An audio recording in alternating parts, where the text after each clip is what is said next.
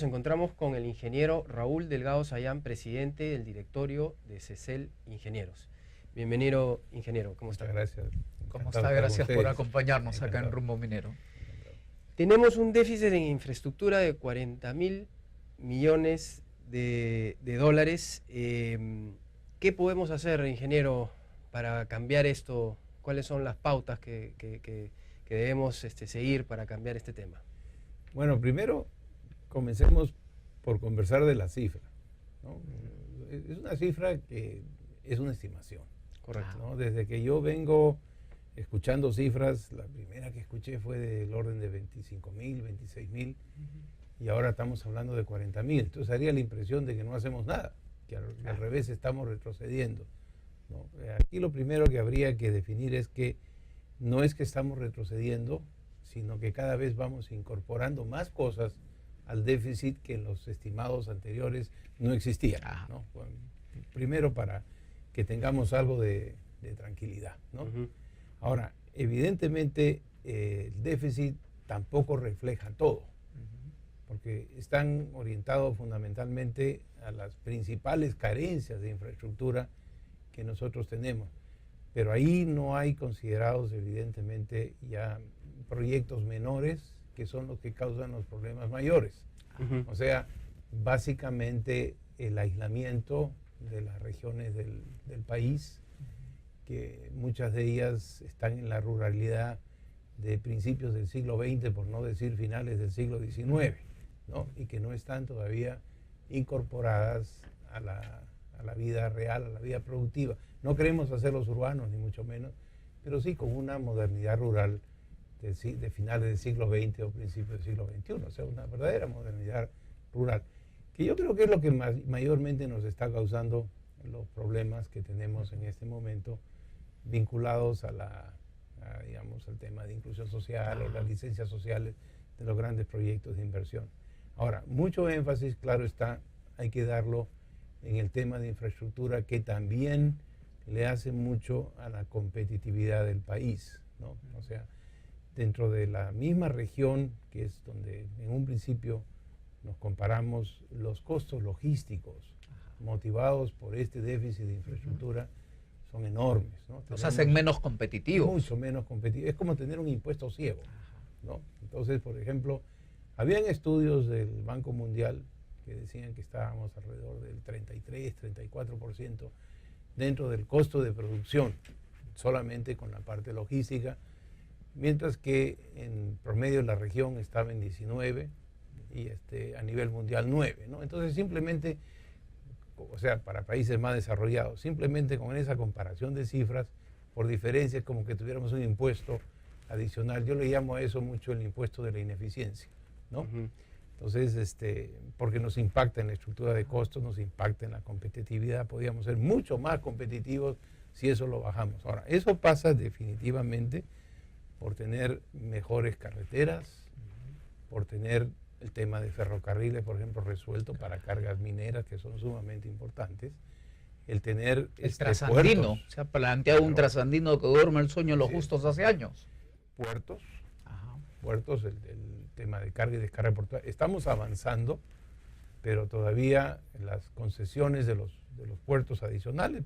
El Perú es uno de los países del mundo que más costa tiene, que más longitud de costa tiene, ¿no? Entonces, y obviamente los distintos proyectos importantes están distribuidos a lo largo y ancho del territorio, pero también longitudinalmente en varias zonas del país. Para exportar, obviamente, tenemos que sacarlo por los puertos. No se trata de que todo converja en el puerto del Callao, sino que básicamente tenga una importante zona por donde salir. Entonces, el tema portuario es fundamental para esos temas de logística. Y que tiene que haber mucha confianza y mucho consenso entre el sector privado, el sector público y las comunidades. Por ejemplo, entre otras cosas, para desarrollar las alianzas público-privadas, a la cual usted les ha propuesto añadirles una P, alianzas público-privadas productivas. ¿Por qué no nos explica un poco este planteamiento? Nosotros comenzamos en octubre del año pasado a desarrollar un proyecto interno en la empresa dentro de lo que es la política de proyección social dentro de la empresa, a enfocarnos en soluciones a grandes problemas que veíamos que el país estaba desarrollando. Prácticamente, si bien había el tema de Conga, pero no era el único y no había escalado también a las proporciones que escaló después, ¿no? Para nosotros este es un tema de falta de comunicación entre los diversos actores. Le mencioné la cifra de crecimiento de 6% al año. Esto implica que en el curso de los últimos 7, 8 años el Perú ha triplicado su Producto Bruto Interno, ¿no? Y eso es visible. Pero muchas de estas comunidades donde precisamente están los proyectos mineros importantes o los proyectos de hidrocarburos o incluso los proyectos de hidroeléctricas que también requieren un tema ambiental, se sienten que ellos no son partícipes de este crecimiento, ¿no? Y por último... No son incluidos. No son incluidos, ¿no?, dentro de este crecimiento. Y quizás lo último que les queda, la última oportunidad que les queda para ser incluidos es ese mineral que tienen ahí debajo, ¿no?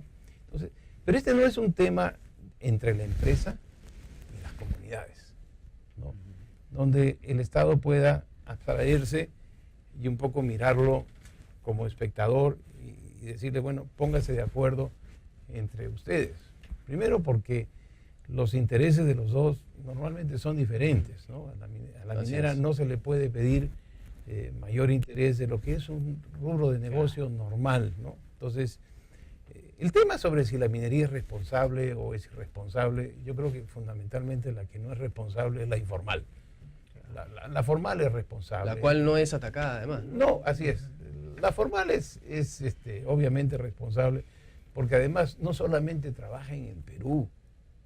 Estas son empresas multinacionales que trabajan en muchos países y, por ejemplo, ellos no pueden tener un estándar en Australia, otro estándar en Chile, otro estándar en el Perú. No, normalmente usan los mismos procesos. Por ejemplo, que el proyecto Minas Conga, 5% tiene el IFC, que es Banco Mundial, o sea que tienen que tener calidades de ellos tienen estándares. No, y además dentro de sus propios procesos, ¿no?